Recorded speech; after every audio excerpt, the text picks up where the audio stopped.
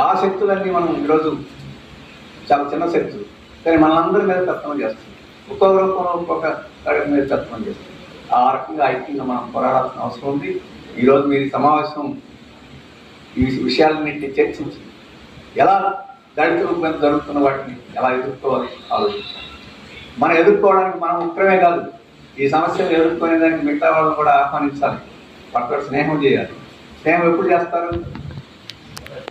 మా ఇంటికి వస్తే ఏమి ఇస్తావు, మీ ఇంటికి వస్తే ఏమి ఇస్తావు అంటే కుదరదు. మనం వాళ్ళకి ఇవ్వాలి, వాడు మనకి ఇవ్వాలి. వాడు కష్టాల్లో ఉన్నప్పుడు మనం సహాయపడాలి, మనం కష్టాల్లో ఉన్నప్పుడు వాళ్ళని సహాయం చేయమని అడగాలి. తప్పకుండా చేస్తారు కూడా. ఆ రకమైన ఐక్యతను సాధించుకొని మనం ముందుకు పోవాల్సి ఉంటుంది. దానికన్నా ముందు మన కేవీపీఎస్ని తెలంగాణ రాష్ట్రంలో బలమైన శక్తిగా అన్ని పల్లెల్లో ఏదైనా కష్టం అంటే కేవీపీఎస్ దగ్గరికి పోవాలనిపించాలి.